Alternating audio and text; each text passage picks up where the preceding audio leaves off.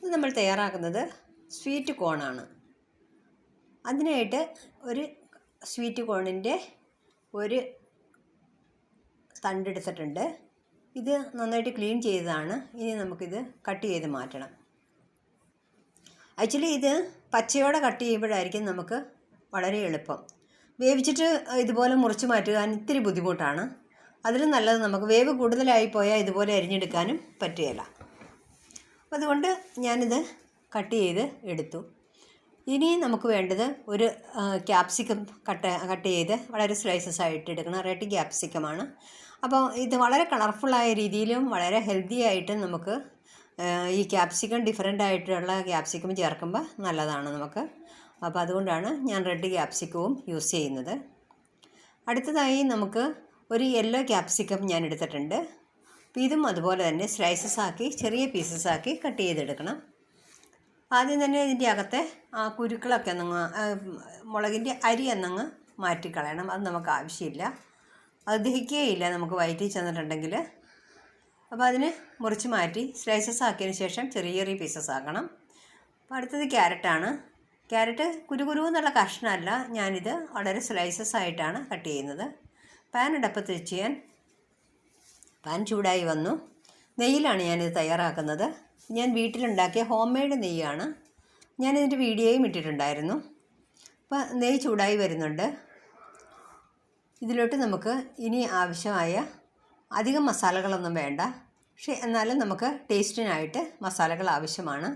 ജീരകം ഞാനൊരു പിഞ്ച് ഇട്ട് കൊടുക്കുകയാണ്. റെഡ് ചില്ലിയാണ്, അത് സ്ലൈസസ് ആക്കി കട്ട് ചെയ്തതാണ്. ഇനി കറിവേപ്പില വളരെ സ്ലൈസസ് ആയിട്ട് കട്ട് ചെയ്തത്, അതും ചേർത്ത് കൊടുത്തു. ഇനി ഇഞ്ചി ഒരു ചെറിയ പീസ്, അധികം ഇഞ്ചി വേണ്ട, ഇഞ്ചിയുടെ ടേസ്റ്റ് ഒത്തിരി ആയാൽ നല്ലതല്ല. അപ്പോൾ ഇത് ഒരു ചെറിയ മുളകാണ്. നമ്മുടെ റെഡ് മുളക് ഇട്ടിട്ടുണ്ട്, ഈ പച്ചമുളക് ഇട്ടിട്ടുണ്ട്. അപ്പോൾ ചാട്ട് മസാലയ്ക്കകത്ത് കുരുമുളകും ഒക്കെ ചേരുന്നത് കൊണ്ട് അത് നമുക്ക് അധികം മുളക് ആവശ്യമില്ല. പിന്നെ അധികം കളർ കിട്ടാനായിട്ട് കാശ്മീരി ചില്ലി പൗഡർ ആവശ്യമുണ്ടെങ്കിൽ ചേർക്കാം. നമ്മുടെ മസാല മുരിഞ്ഞ് വന്നിട്ടുണ്ട്. ഉള്ളി ഞാൻ ചേർത്ത് കൊടുക്കുകയാണ്. ഒരു ചെറിയ മീഡിയം ടൈപ്പിലുള്ള ഓണിയൻ കട്ട് ചെയ്തതാണ്. ഇതൊന്ന് വഴണ്ട് ഒരുവിധം വെന്ത് കിട്ടണം. ഷാലോ ഫ്രൈ ചെയ്താൽ മതി, പക്ഷേ എന്നാലും ഒന്നൊരു ബ്രൗണിഷ് കളറ് ആയി കിട്ടണം. ഉള്ളി ബ്രൗണിഷ് ആയിക്കൊണ്ടിരിക്കുന്നു. ഇത് ക്യാരറ്റ് ചെറിയ പീസസ് ആക്കി കട്ട് ചെയ്തതാണ്. ക്യാരറ്റ് ചേർത്ത് കൊടുത്തതിന് ശേഷം അടുത്ത വെജിറ്റബിൾ നമുക്ക് ചേർത്ത് കൊടുക്കാം. ക്യാരറ്റും ഇത് ആദ്യം ചേർക്കുന്ന ക്യാരറ്റിന് ഇത്തിരി കൂടി വേവ് കൂടുതലുണ്ട് ക്യാപ്സിക്കത്തിനേക്കാളും.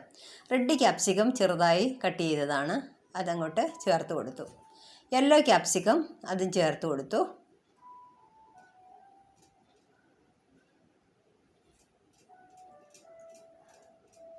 ഇതെല്ലാം ഒന്ന് കൂട്ടി ഇളക്കണം. തക്കാളിയാണ്, ടൊമാറ്റോ ചേർത്ത് കൊടുത്തു. ടൊമാറ്റോ ചേർക്കുമ്പോൾ കുറച്ച് വെള്ളം ഇറങ്ങി വരും. പിന്നെ ഇതിൻ്റെ കൂടെ ഉപ്പും ചേർക്കുമ്പോഴത്തേനും ഒരുവിധം നല്ലവണ്ണം വെള്ളമാവും. വേറെ വെള്ളം ഒന്നും ആഡ് ചെയ്യരുത്.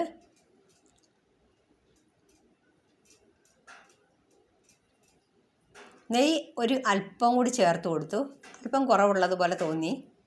അപ്പോൾ നെയ്യ് ആദ്യം ഞാൻ 1 ടീസ്പൂൺ ഫുള്ളാണ് ഒഴിച്ച് കൊടുത്തത്. അപ്പോൾ ഇപ്പോൾ ഞാൻ ഒരു 1/2 ടീസ്പൂണും കൂടി ചേർത്ത് കൊടുത്തു. ഇത് കോണാണ്. കോൺ ബോയിൽ ചെയ്യേണ്ട ആവശ്യമില്ല, ഇങ്ങനെ ചേർത്താൽ മതി. ഇത് ചാട്ട് മസാല ചേർത്ത് കൊടുത്തിട്ടുണ്ട്. ഹോം മെയ്ഡ് ചാട്ട് മസാലയാണ്. ഉപ്പ് ചേർത്ത് കൊടുക്കുകയാണ്. ഇനി ഇത് നന്നായിട്ടൊന്ന് മൂടി വയ്ക്കണം. അത് മൂടിയതിന് ശേഷം 3 to 5 മിനിറ്റ്സ് കൊണ്ട് നമ്മുടെ കോൺ കുക്കായി വന്നിട്ടുണ്ട്. വെള്ളത്തിലിട്ട് കുക്ക് ചെയ്തതിൻ്റെ പോഷകഗുണം കളയരുത്. ഇപ്പോൾ ഇതാണ് നമ്മുടെ നാരങ്ങാനീര് ഒഴിച്ചു കൊടുത്തു. ഇനി നാരങ്ങാനീരും കൂടി ചേർത്ത് ഒന്ന് ഇളക്കിയാൽ മാത്രം മതി. അപ്പോൾ നമ്മുടെ കോണിൻ്റെ പ്രിപ്പറേഷൻ കംപ്ലീറ്റ് ആയി.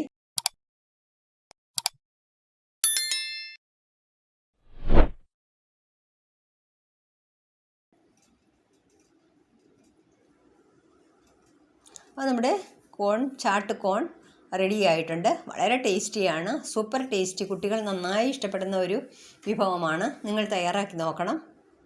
ഫീഡ്ബാക്ക് എന്നെ അറിയിക്കണം. Thanks for watching the video.